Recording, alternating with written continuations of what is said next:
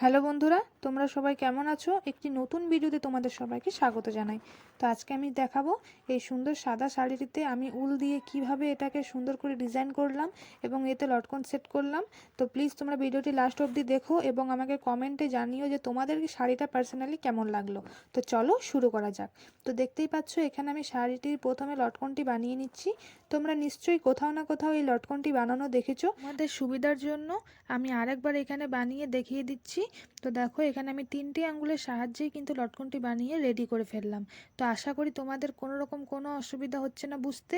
তো দেখতেই পাচ্ছ এখানে আমি 3টে আঙ্গুলের দ্বারাই আমি লটকনটি বানিয়ে কমপ্লিট করে ফেললাম। এবার এটিকে একটি গিট মেরে নেব, শক্ত করে ডবল গিট মেরে নিয়ে তারপরে যে এক্সট্রা সুতোটি আছে সেটাকে কেটে নেব। তারপর আমি যে সুতোটি দিয়ে গিট মেরেছি সেটিকে সুন্দর করে ছোট করে কেটে নিতে হবে, যাতে সুতোটি বাইরে থেকে দেখা না যায়। এবং খুব সাবধানের সাথে নিচে সুতোগুলোও কেটে দিতে হবে যেগুলো জয়েন্ট আছে। তারপরে সবগুলোকে সমান করে আঙ্গুলের মাঝখানে ধরে তারপরে এটিকে সমান করে কেটে নিতে হবে। বাস, লটকন বানানো কমপ্লিট। এটি এতটাই সোজা। তো দেখতেই পেলে আমি এখানে তৈরি করে নিয়েছি লটকনটি। তো আমি সেম পদ্ধতিতে আমি আরও অনেকগুলো লটকন তৈরি করে নিয়েছি 2 কালারের। তো দেখতেই পাচ্ছ লটকনগুলো দেখতে খুবই সুন্দর হয়েছে। এবার এগুলোকে সেট করার পালা। তো চলো শুরু করা যাক। তো দেখতেই পাচ্ছ আমি এখানে একটি সেম কালার উল নিয়ে নিয়েছি। আর সেম কালার উল নিয়ে তো তোমরা সবসময় চেষ্টা করবে সেম কালারের সুতো নেওয়ার। তাহলে কি হবে বলুন তো, তাহলে লটকনটার সাথে মিশে যাবে, তাহলে আর পরে দেখাবে না আলাদা করে। তো দেখো আমি এখানে কিভাবে করলাম নিশ্চয়ই তোমরা দেখতে পেলে। এরপর আমি এখানে একটি গোল্ডেন কালারের পুঁতি নিয়ে নেব। তো তোমরা তোমাদের পছন্দ মতো এবং শাড়ির ম্যাচিং করে পুঁতি নিয়ে নেবে। আমি এখানে গোল্ডেন কালার নিয়েছি। তারপরে এবার সেট করাটা একবার দেখে নাও। আমি তোমাদের সাহায্যের জন্য আমি ভিডিওটিকে স্লো করে তোমাদের দেখিয়ে দিচ্ছি কিভাবে লটকনটি সেট করতে হয়। তো তোমরা দেখতেই পেলে লটকনটি লাগানো কতটা সহজ। তো আশা করি তোমাদের কোনোরকম কোনো অসুবিধা হচ্ছে না। তো দেখো আমি তোমাদেরকে তাও দেখিয়ে দিলাম। এই দেখুন এবার উপরের সেলাইটি এখানে মোটামুটি আমার কমপ্লিট হয়ে গেছে। এবারে সুইটা পেছন দিকে নিয়ে ব্যাক সাইডে গিয়ে এটিকে ভালো করে দুটো গিট মারতে হবে। তাহলে লটকনটি খুব অনেক দিন টেকসই হবে। নয়তো শাড়িটি 2-1 বার পরার পরেই নিচের লটকনগুলো দেখবেন কোনো কোনো শাড়ির খুলে পড়ে যায়। তো এটাই কারণ থাকে, যদি আপনারা পেছনে নিয়ে গিয়ে যদি 2-3 বার করে গিট মেরে দেন তাহলে আর কোনোদিনও এই লটকনটি খুলবে না। তো দেখো আমি এখানে ভালো করে 2-3 বার গিট দিয়ে নিয়েছি। তো আশা করি তোমরা বুঝে গেছো লটকনগুলি কিভাবে সেট করতে হবে। তো দেখো এখানে আমি মোটামুটি সবগুলি লটকনই সেট করে দিয়েছি। সত্যি কথা বলতে শাড়িটির আঁচলটি আগের থেকে অনেক সুন্দর লাগছে দেখতে। আমার তো এখনই পছন্দ হয়ে গেছে, এখনও তো উলের কাজ পুরোটাই বাকি। তো আমি একে একে স্টেপে স্টেপে তোমাদের সাথে পুরোটাই শেয়ার করব। তো প্লিজ তোমরা ভিডিওটি লাস্ট অবধি দেখো। তো উলের কাজের শুরুতে এখানে আমি প্রথমে একটি স্টারের মতো মার্ক করে নিয়েছি, নিশ্চয়ই তোমরা দেখতে পাচ্ছ। এখানে সবসময় পেন্সিল দিয়ে মার্ক করবে, তাহলে ভবিষ্যতে দাগটি চলে যাবে। আর যদি আপনারা কলম দিয়ে ফুলগুলো আঁকেন তাহলে কিন্তু পরে ওটার কালিটি ছাড়ার সম্ভাবনা থাকবে। তো দেখো আমি এখানে ফুলটি করার জন্যে যে সরু একদম পাতলা মেশিন সুতোগুলো হয় আমি সেগুলো নিয়ে নিয়েছি।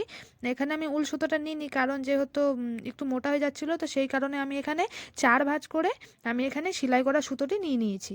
তো দেখো এখানে আমি কিভাবে ফুলটি করছি আমি খুব সহজ পদ্ধতিতে দেখাবো। আশা করি আপনাদের কোনোরকম কোনো অসুবিধা হবে না। তো আপনারা প্লিজ ভিডিওটি মন দিয়ে দেখো, তাহলে তোমরা খুব সুন্দরই বুঝতে পারবে। তো দেখো এখানে আমি যে স্টারটি এঁকেছিলাম সেই স্টারটির মাপে আমি এখানে পুরো একদম একটি ফুলের মতো আমি একটি এঁকে নেব, যেটি একদম স্টারের মতো দেখতে হবে। তো এটি এখনই কিন্তু যদি আপনাদের স্টারগুলো ছোট বড় হয়ে যায় তো সেই ক্ষেত্রে কিন্তু কোনো চিন্তা করার বা টেনশন করার কোনো ব্যাপার নেই, কারণ পরে যখন আমরা ফুলের পাপড়িগুলো বানাবো তখন কিন্তু সেটা একদম ঢেকে যাবে। তো সেই ক্ষেত্রে কোনো অসুবিধা হবে না যদি একটু ছোট বড় হয়। তো দেখো এখানে আমার উপরে কিন্তু সেলাইটি হয়ে গেছে। এবার আমি নিচে নিয়ে এসে এটাকে সুন্দর করে গিট মেরে দেবো। তো নিশ্চয়ই তোমরা দেখতে পাচ্ছ এখানে 2টো করে গিট দিয়ে নিতে হবে, তাহলে ভবিষ্যতে আর এটা খুলবে না। তো আমি এখানে প্রত্যেকটা ফুলের ক্ষেত্রে আমি একই কাজ করব, নয়তো কিন্তু সুতোটা খুলে যাওয়ার। তো আশা করি তোমাদের এই পর্যন্ত বুঝতে কোনোরকম কোনো অসুবিধা হয়নি। তো আমি তোমাদের সাহায্যের জন্য আমি তোমাদেরকে এখানে আরেকটা ফুল করে দেখাচ্ছি। দেখো এটি কিন্তু খুবই সহজ করা। তোমরা একবার দেখলে এবং একবার চেষ্টা করলেই তোমরা পেরে যাবে। তো তোমরা প্লিজ কমেন্ট করে আমাকে জানাবে যে তোমাদের এই ফুলের ডিজাইনটি বা শাড়ির ডিজাইনটি তোমাদের কেমন লাগছে ভিডিওটি দেখতে। তো দেখো এখানে আমি বলে দিচ্ছি প্রত্যেকটা ফুলের ক্ষেত্রে কিন্তু তোমরা আলাদা আলাদা করে 2টো করে গিট দেবে, না হলে কিন্তু ফুলটি খুলে পরে একদম খারাপ লাগবে দেখতে।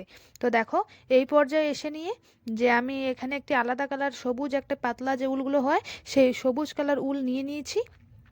তো তোমরা দেখতেই পাচ্ছ, তোমরা নিশ্চয়ই জানো যে এই টেবিল ক্লথ বা এইসব কাজে একটি লং সেলাই পড়ে। তো এখানে আমি সেই লং সেলাইটিই দেবো। এটি আমি সেই ছোটোবেলায় স্কুলে একবার হাতের কাজের সময় শিখেছিলাম। তো সেই কাজটি আমার আজ এখানে কাজে লেগে গেল। তো দেখো এখানে আমি লং সেলাই দিয়ে নিচ্ছি। তো তোমরা নিশ্চয়ই জানো চেন, তারপরে লং সেলাই এগুলা সব স্কুলেই শেখানো হয়। তো দেখো এখানে আমি তাও তোমাদেরকে এখানে করে দেখিয়ে দিলাম। তো এটি খুবই সহজ করা। দেখো আমি এখানে সবুজ সুতা দিয়ে করে নিচ্ছি। তোমরা তোমাদের শাড়ির অ্যাকর্ডিং তোমরা ম্যাচিং কালার সুতো দিয়ে তোমরা করবে। তো এখানে আমি লং সেলাই মোটামুটি এখানে 7টা কি 8টা মতো লাগছে, বেশি লাগবে না। তো এখানে ফুলের যতটা দূরত্ব থাকবে, এটা হলো শাড়িটির ফাইনাল লুক। তোমাদের ফাইনাল লুকটি কেমন লাগলো সেটা অবশ্যই জানাবেন।